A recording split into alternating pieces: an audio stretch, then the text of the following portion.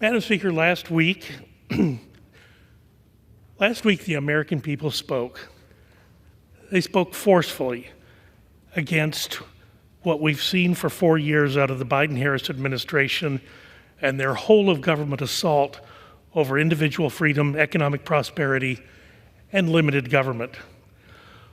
For 4 years, the Biden-Harris administration and their allies here in Congress had the opportunity to show the American people their vision of our country and their vision of what the role the federal government might play in shaping it. 4 years of drastic expansion of federal budgets, 4 years of regulatory regimes, and 4 years of hazy interpretations of the constitutional separation of powers.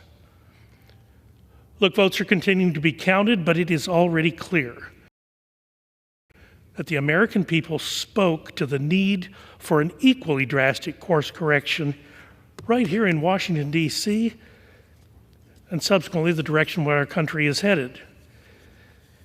This week is perhaps the opportunity to bind the wounds for a nationwide healing experience over what has been suffered for the last 4 years. Crippling inflation, rampant crime, a bureaucratic state that has squeezed out every ounce of productivity from this country. And you know what? We've left our adversaries a lot of room to run. The good news for the gentleman from Massachusetts is that the measure before us can and should be bipartisan. H.Res. 1568 provides for consideration of 3 pieces of legislation to make targeted adjustments to the bureaucracy aimed at making American lives better, less expensive, and more productive. Each piece has or should receive bipartisan support. Each piece speaks to issues that we've received bipartisan praise or concern. This week, we can unify under the mandate of the American people and continue the body of work that will begin today and continue into next year. First, the rule that provides for consideration of 8932, the FAFSA Deadline Act, under a structured rule with 1 hour of debate equally divided between the chair and the ranking minority member of the Committee on Education and the Workforce, and it provides for 1 motion to recommit.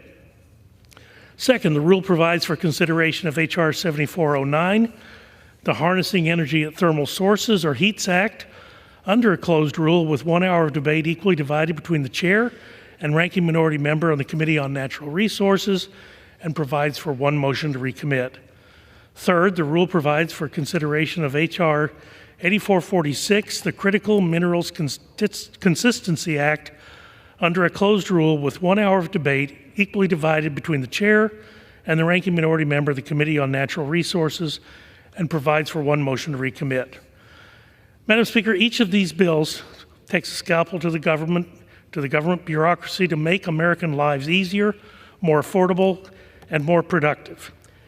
The FAFSA Deadline Act ensures that the Biden-Harris administration, their rollout of the updated FAFSA forms has been a disaster, and we're going to make sure that that does not happen again. The delays, the mistakes, the glitches, 430,000 less students filling out a student aid application for the 2024 fall semester, and the steepest drop in first-year college enrollment since the pandemic. Madam Speaker, it begs a question. How are you going to forgive student loans if you don't allow them to be made in the first place?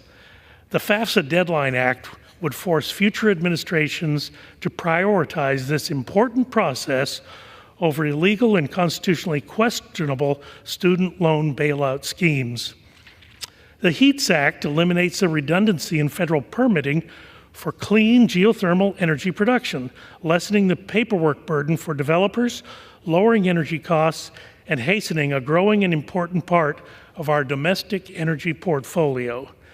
And finally, the Critical Mineral Consistency Act resolves a disparity between 2 agencies responsible for greenlighting our domestic mineral production, ensuring that we can mine the minerals for our vehicles, for our cell phones, and for life-saving technology, not just for today, but for generations to come.